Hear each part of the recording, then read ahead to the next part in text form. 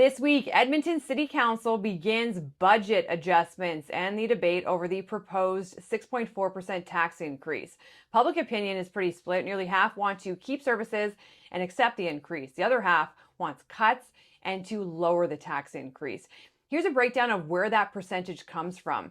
Edmonton's population has exploded with the biggest jump in years, and that's putting pressure on service demands. At the same time, the city is facing $52 million in structural budget problems, from revenue shortfalls to insurance claims, a huge increase in vandalism, and inflation in materials and labor.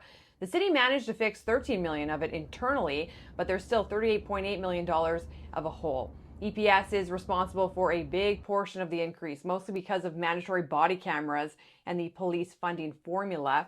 On the capital side, fire stations, parks, and road projects are all coming in above previous estimates, with some costs nearly doubling from delays, meaning the city is already dipping into future budgets.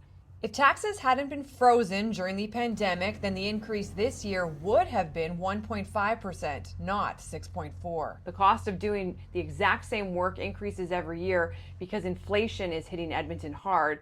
For example, in 2018, demolishing the Coliseum was budgeted at $15 million. The project was delayed during COVID, and today that cost is projected to be $35 million. The rainy day fund is also too low, and rebuilding it is part of the increase.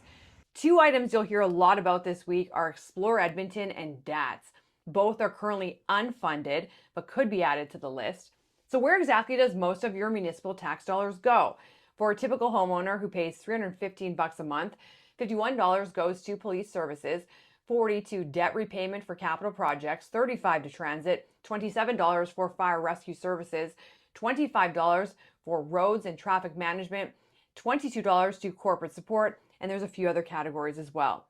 6.4% might seem high, but according to administration and past council decisions, much of it is being used to catch up for years of growth, inflation, and postponed costs. Lisa McGregor, Top Stories YEG.